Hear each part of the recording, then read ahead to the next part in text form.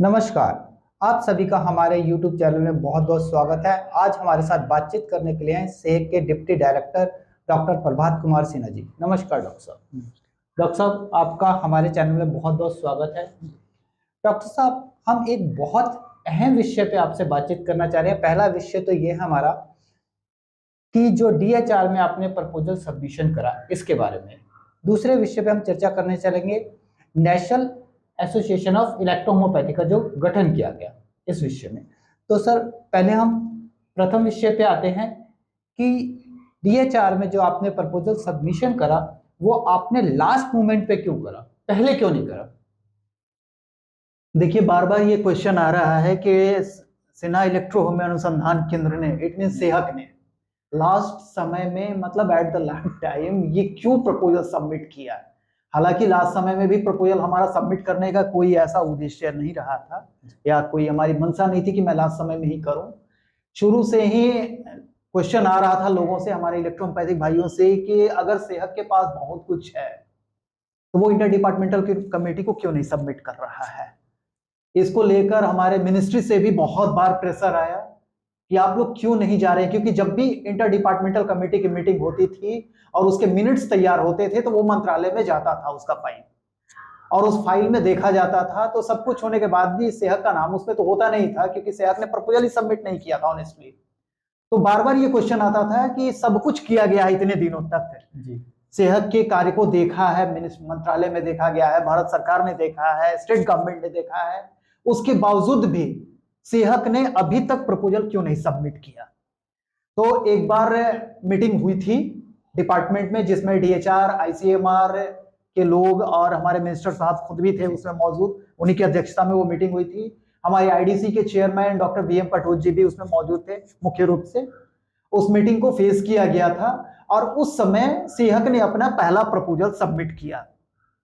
उस प्रपोजल को सबमिट करने के बाद बहुत सारी बातें भी हुई हमारी कटोच साहब से कि क्या, मतलब एक ऑफिशियल मीटिंग हुई थी वो हमारी, और उस मीटिंग के बाद मंत्रालय से एक निर्देश आया लास्ट में, जब लास्ट मीटिंग होने वाली थी, उसको लास्ट मीटिंग कहें या क्या अभी कोई क्लियर नहीं था, बट आईडीसी की ये जो फाइनल मीटिंग होने वाली थी 27 को, उस मीटिंग में से पहले एक लेटर आया, रिक्वेस्ट लेटर डीएचआर की तरफ से, जो प्रपोजल आपने 165 पेज की सबमिट की थी, तो आप अपना एक फाइनल प्रपोजल डीएचआर को सबमिट करें।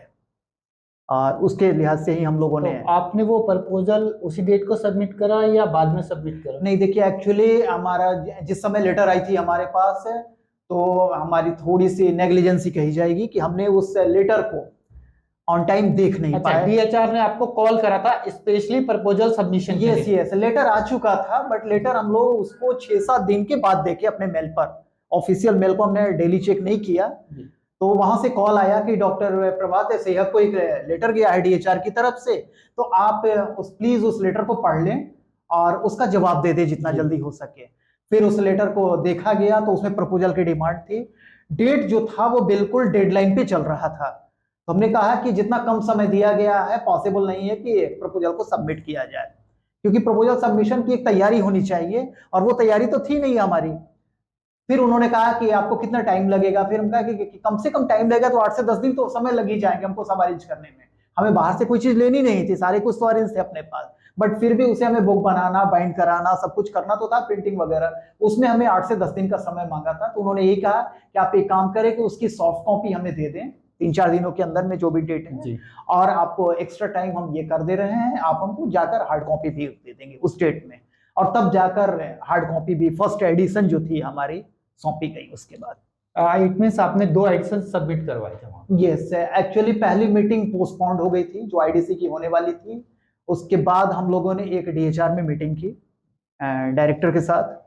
रिक्वेस्ट लेटर हमने दिया था कि मैं एक फिजिकल मीटिंग चाहता हूं, उस पर वहां से टेलीफोनिक कन्वर्सेशन के बाद एक मीटिंग फिक्स हुआ, और फिक्स होने के बाद एक लंबी वार्ता हुई हमारे डीएचआर के डायरेक्टर और आईडीसी मीटिंग के ऑर्गेनाइजर डीके बैनर्जी जी के साथ, और उसमें काफी बातें हुई। ईएच की बहुत सारे रियलिटी से उन्हें अवगत कराया गया, इलेक्ट्रोपैथी की स्थिति क्या है। फिर उन लोगों ने भी इंटर डिपार्टमेंटल कमेटी के कुछ एक्टिविटी से अवगत कराया कि अभी इंटर डिपार्टमेंटल कमेटी इन सब प्रोसेसों से गुजर रही है। आपको तो पता ही होगा, तो पता तो सब कुछ होता था। बट फिर भी बहुत सारे साक्ष्य से उनको अवगत कराया गया, बहुत सारे रियलिटी, कुछ हमारे पास लिटरेचर भी थे उस तरह के दिखाया गया कि ये, उन्होंने बोला भी कि आईडीसी में अभी तक क्यों नहीं सबमिट किया गया इन सब चीजों को। आईडीसी बार बार मांग रही है कि हमें कोई ऑथेंटिक बुक दिखाइए या कुछ फॉरेन राइटर की लिखी हुई बुक दिखाइए जो इलेक्ट्रोमैथी पे काम कर रहे हैं या इलेक्ट्रोपैथी के कॉन्सेप्ट पर काम कर रहे हैं। तो उन सब चीजों को जब दिखाया गया तो वो काफी प्रभावित हुए थे, लंबी बातें हुई थी काफी, और हमारे कुछ और भी सब्जेक्ट पर इन सब से रिलेटेड बातें हुई। डॉक्टर साहब आपने ये कौन सी तारीख को सबमिट करवाया था? देखिए वो प्रपोजल एक्चुअली जो सेकंड एडिशन डिमांड की गई थी हमारे डिपार्टमेंट ऑफ हेल्थ रिसर्च की तरफ से, क्योंकि पहला जो प्रपोजल था उससे हमारा डीएचआर और आईडीसी काफी प्रभावित हुआ था। क्योंकि जब भी हमसे कोई दूसरी बार अगर डिमांड अगर कर रहा है कि आप अपनी दूसरी एडिशन दीजिए, तीसरी एडिशन दीजिए, इसके मतलब कि पहले और दूसरे एडिशन से वो प्रभावित हो रहा है तभी वो आगे की डिमांड करते जा रहा है। तो सेकंड एडिशन का डिमांड हुआ और कहा कि उसमें और भी कुछ है तो हम देखना चाहेंगे। फिर जो हमारा सेहक है, सेकंड एडिशन जो कॉपी जमा किया उसमें बहुत सारे क्लिनिकल डेटास वगैरह दिए गए, और वो भी क्लिनिकल डेटास के फॉर्मेट में, ऑथेंटिक डेटा जो गवर्नमेंट देखना चाहती है, जो मुख्य बिंदु थे। यस, वो जो देखना चाह रही है बार बार, उसमें अप्रॉक्स हमें लग रहा है कि 70+ डेटा थे। अभी बहुत सारे डेटास हैं, अभी अगर डेटा देना शुरू कर दिया जाए तो अगर हमें लगता है कि 10 एडिशन देने पड़ जाएंगे हमें बारी बारी से, क्योंकि सेहत का अपना 50 साल का काम, 50 से 55 साल कहा जाए, उतने सालों से अगर सिन्हा इलेक्ट्रो अनुसंधान केंद्र काम कर रहा है, और वो भी खास करके अपनी सिर्फ प्रैक्टिस पर, और कोई दूसरा फील्ड नहीं था जिस पर कि वो काम कर रहा हो, सिर्फ और सिर्फ प्रैक्टिस पर कंसंट्रेट करके काम किया गया है सिन्हा इलेक्ट्रो अनुसंधान केंद्र के द्वारा। तो 50 सालों का डेटा अगर कलेक्शन कर दिया जाए एक जगह, तो आप अंदाजा लगा सकते हैं कि वो शायद वो क्या बन जाएगा, एक पूरी फाइल बन जाएगी एक मोटी सी। और अभी तो मतलब कहा जाए तो हमने 5 और 10% भी नहीं दिया है उनको। इट मींस फर्स्ट टाइम शायद उन्हें रियलाइज हुआ होगा कि डेटा इस तरह भी प्रिपेयर होता है। बिल्कुल है, ये डेटा एक्चुअली जो हमारे कुछ जैसे डीएससीआई यहाँ है, दिल्ली स्टेट कैंसर इंस्टीट्यूट, उसमें क्लिनिकल डेटा के जो एक्सपर्ट थे हमारे डॉक्टर अरुण झा जी, उन्होंने डेटा का फॉर्मेट हमें भेजा और हमारे लिए क्लिनिकल डेटा बनाने का काम वो अभी कर भी रहे हैं, हमारे लिए अनऑफिशियली ही कर रहे हैं, बट वो हैं हमारे साथ। और वो जब भी कुछ होता है तो हमें टाइम टू टाइम इस तरीके से वो टेक्निकली एडवाइस करते रहते हैं कि क्लिनिकल डेटा बनाना कैसे है। उस फॉर्मेट में उस डेटा को दिया गया है, जिसको देखकर डीएचआर काफी प्रभावित हुआ, क्योंकि जब हम किसी भी चीज को सिस्टमेटिक देते हैं तो वो जब देखेगा ना तो उसे हर चीज एकदम बिल्कुल ट्रांसपेरेंट नजर आता है, क्योंकि वो सिस्टमेटिक उसी तरीके से रखा जाता है। और देखने के बाद डीएचआर काफी प्रभावित हुआ सेकंड एडिशन, और काफी लंबी बातें हुई हैं इन सब चीजों पर, और उम्मीद है कि बहुत जल्दी इलेक्ट्रोमैथी को लेकर कोई पॉजिटिव न्यूज लोगों के बीच में आएगी। डॉक्टर साहब एक और भी बहुत इंपॉर्टेंट विषय आजकल चर्चा में था इंस्पेक्शन को लेकर, कि वेस्ट बंगाल में डीएचआर ने इंस्पेक्शन करा। देखिए वेस्ट बंगाल में सबसे पहले तो डीएचआर ने कोई इंस्पेक्शन नहीं कराया ऑफिशियली, इलेक्ट्रोमोपैथी के किसी कॉलेज का नहीं ऑफिशियली नहीं कराया है। ऐसे अनऑफिशियली अगर हम कर रहे हैं तो एक अलग मैटर है, बट डीएचआर और आईडीसी का उस इंस्पेक्शन में कोई रोल नहीं है, क्योंकि मैंने वो लेटर जो गवर्नमेंट ऑफ इंडिया की तरफ से, मतलब डीएचआर की तरफ से सेहत को आया था कि किसी भी तरह की कोई कमेटी नहीं बनाई गई है इंक्वायरी के लिए, और ना किसी भी तरह का कोई नोटिफिकेशन जारी हुआ है। और अगर इतनी बड़ी मीटिंग जो कि आज 4 सालों से चल रही है, इंटर डिपार्टमेंटल कमेटी की मीटिंग, एक सिस्टम को रिकॉग्नाइज करने के लिए, इसमें कोई भी काम, एक छोटा से छोटा काम भी अनऑफिशियली नहीं किया जा सकता है। उसके लिए वो नोटिफिकेशन जारी करते हैं, और जारी के एक सिंपली ये मीटिंग भी पोस्टपोन होने वाली थी तो उसके लिए भी नोटिफिकेशन जारी किया कि हाँ ये मीटिंग पोस्टपोन हो रही है। उसको अनऑफिशियली ऐसा नहीं कि सबको फोन करके बोल दिया गया हो कि आपकी मीटिंग नहीं होने वाली है, वो भी ऑफिशियली एक लेटर इशू हुआ कि आपकी ये मीटिंग पोस्टपोन हो रही है 27 वाली। वैसे ही अगर इंस्पेक्शन अगर हो रहा है तो उसके लिए एक ऑफिशियली नोटिफिकेशन जारी होता है किसी भी डिपार्टमेंट से, और वो नोटिफिकेशन जारी करने का काम या तो हमारे सेक्रेटरी के थ्रू होगा या डायरेक्टर के थ्रू। अगर सेक्रेटरी करेगा तो भी डायरेक्टर के थ्रू होते हुए ही आएगा, उनकी नजर में होगा। और हमारे मीणा साहब जो डायरेक्टर साहब हैं, उन्होंने साफ तौर पे कहा कि नहीं अभी किसी भी तरह का कोई इंस्पेक्शन का नोटिफिकेशन हमारे डिपार्टमेंट से जारी नहीं हुआ है और ना आईडीसी की तरफ से। और ये लेटर जब सेहत को इशू हुआ इंस्पेक्शन को लेके कि क्लियरेंस दिया गया कि नहीं हुआ है, तो इसकी एक कॉपी आयुष में भी दी गई थी और एक कॉपी आईडीसी को भी भेज दी गई कि इस तरह की रिपोर्ट हम लोग कर रहे हैं। असल में डॉक्टर साहब हमारा ये सवाल पूछने का तात्पर्य ये था कि एकदम से इलेक्ट्रो होम्योपैथी जगत में हलचल मच गई थी कि ये क्या हो गया। देखिए, अगर इंक्वायरी होगी तो वो किसी की पर्सनल लेवल पर नहीं होगी। आज अगर कोई भी कह रहा है कि हम पे हमारे ऊपर पर्सनल इंक्वायरी हुई है, तो वहां पे कुछ अलग बात है। फिर जैसे सेहत को बार बार ये क्वेश्चन उठ रहा है कि सेहत को ही क्यों एक रिक्वेस्ट लेटर आया अलग से कि आप अपना प्रपोजल जमा करें। इसके पीछे बहुत सारे फैक्टर हैं और सेहत सारे क्लियरेंस देने के लिए हमेशा तैयार रहता है कि क्यों सेहत से पूछा गया ये बार बार। लेकिन उसी तरीके से मान लीजिए कि अगर किसी को इंस्पेक्शन किया जा रहा है तो उसको दिखाना पड़ेगा अपना इलेक्ट्रोहोम्योपैथिकली बैकग्राउंड पूरा कि हाँ, हमारा इतने सालों से इतने तरह से हम इलेक्ट्रोपैथी पर काम कर रहे हैं और हमारी इंस्पेक्शन हुई है। पर्टिकुलर किसी व्यक्ति की नहीं हो सकती है, क्योंकि आईडीसी की नजर में जितनी अहमियत एक छोटे से जगह पे बैठे हुए इलेक्ट्रोपैथिक प्रैक्टिशनर की है, उतनी ही बड़ी छोटी मतलब अहमियत या बड़ी अहमियत कहें ये दिल्ली में बैठे हुए भी हमारे प्रैक्टिशनर की है। उसकी नजर में कोई छोटा बड़ा नहीं है। इलेक्ट्रोहोम्योपैथी का टैग है सिर्फ, वो सबको बराबर की नजर से देख रहा है, वो चाहे जिस भी ऑर्गेनाइजेशन से आया हो। ठीक है डॉक्टर साहब, आपने हमें इस बारे में हमारा जो डाउट था वो बहुत क्लियर कर दिया।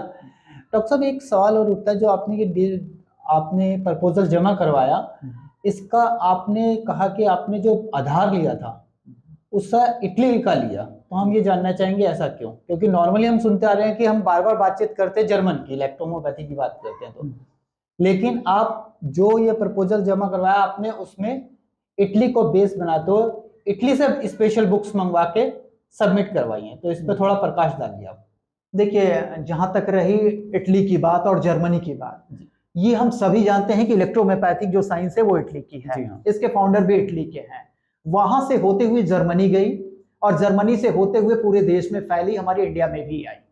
तो इंडिया में अभी जो काम हो रहा है, ठीक है कि उस समय सेकेंड वर्ल्ड वॉर के बाद ऐसी स्थिति आई कि इटली में काम थोड़ा कम हो गया या बंद हो गया, चाहे जिस कारण से हुआ हो, और जर्मनी में काम थोड़ी सी तेज हो गए थे। इसका मतलब ये नहीं, जैसे मान लीजिए कि अभी जर्मनी में काम इलेक्ट्रोपैथी पे नहीं हो रहा है, सबसे ज्यादा अगर काम हो रहा है, हमारी लग रहा है ऐसा, हमारी नजर से देखा जाए तो इंडिया में जितना इलेक्ट्रोपैथी पे काम हो रहा है पूरे वर्ल्ड में कहीं नहीं हो रहा है। कहीं नहीं हो रहा, सही बात। इसका मतलब ये नहीं कि इलेक्ट्रोहोम्योपैथी को हम इंडिया का बेस दे दें। साइंस हमारी इटली की है और ये इटली की ही रहेगी। 110% जो क्रेडिट होगा वो हमेशा काउंट सीजर मैटी को दिया जाएगा। अभी आईडीसी के सामने जो प्रपोजल सबमिट हुआ है, और इस प्रपोजल में उसको सबसे बड़ी अगर कुछ खासियत नजर आई है तो यही नजर आई है, क्योंकि हमारे पहले जो प्रपोजल जो भी जा रहे थे उसमें होता क्या था कि हमारे फर्स्ट और सेकंड पेज पर तो इटली की चर्चा रहती थी, ये साइंस इटली से आई है, लेकिन जस्ट सेकंड पेज के बाद इटली नाम भी वैनिश हो जाता था कि इटली में कुछ था भी। तो हम ये कह दें कि हमारा बेस ही अगर खत्म हो गया हो तो फिर हम हवा में ज्यादा देर तक नहीं टिक सकते हैं, वो चाहे जर्मनी हो चाहे इंडिया हो। अगर हम इंडिया में चाहे जितना भी काम कर ले इलेक्ट्रोपैथी को लेकर, लेकिन अगर हम ये कह दें कि नहीं अब कहीं पे कुछ नहीं है, सिर्फ हम इंडिया में ही कर रहे हैं, सब कुछ कर रहे हैं, मैटी साहब ने दिया था उसके बाद वो कोई नहीं है, फिर यहाँ पे कुछ नहीं होने वाला इस साइंस का। हमें इसका बेस देना होगा इटली से ही और लास्ट तक हमको रखना पड़ेगा। तो इस पर हमारे शेहक ने बहुत अच्छा काम किया है और कोशिश किया कि इटली से मैक्सिमम करीब 30-35 बुक मंगवाई है इटली से, जिसमें कि इलेक्ट्रोहोम्योपैथी को लेकर बहुत सारे रहस्यों को ओपन किया गया है। उसमें वहां पे बहुत बड़े बड़े एलोपैथिक डॉक्टर जो हैं हमारे काउंसिलर मैटी के फिलॉसफी पे या उसके कॉन्सेप्ट पर काम कर रहे हैं, प्रैक्टिस पर नहीं, उनके रिसर्च पे काम कर रहे हैं, और उस पर उन्होंने खुलासा भी किया है। उन सारी खुलासाओं को हमारे उस प्रपोजल में डाला गया है और विद एविडेंस। उसमें कोई भी, सबसे बड़ी खासियत है हमारे सेहत के प्रपोजल पे, उसमें एक भी लाइन खुद से नहीं लिखी गई है।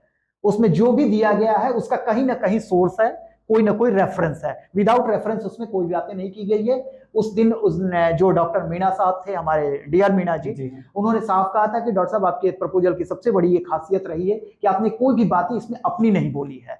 हमने अपनी, हम बोल भी नहीं सकते, साइंस ही हमारी अपनी नहीं है। साइंस जब काउंसिलर मैटी की है तो इसमें हमारी मैक्सिमम जो बातें होनी चाहिए वो उन्हीं की होनी चाहिए। अगर हम कुछ दे रहे हैं अपनी बातें तो वो हमारी उसमें चंद एक्सपीरियंस हो सकती है कि उनके कॉन्सेप्ट पर हमने ये अनुभव किया है अपना। तो उनकी प्रतिक्रिया पॉजिटिव थी। बिल्कुल बिल्कुल। साइंस हमेशा जो होता है ना, साइंस के थ्रू जो होता है, जो देता है वही साइंस देता है। अनुभव चाहे हम 100 साल कर ले या 500 साल का मेरा अनुभव हो, वो सिर्फ आर्ट दे सकता है। अनुभव से हमें आर्ट्स हासिल होता है और जो हमारी स्टडी होती है, नॉलेज होता है, उससे हम साइंस लेते हैं। उसमें कौन कौन पदाधिकारी, उसमें कौन कौन अधिकारी थे मीटिंग में? मीटिंग में हमारे डीआर मीणा साहब थे जी। और डीके बनर्जी जी थे, जो कि पूरी आईडीसी मीटिंग को ऑर्गेनाइज करते हैं।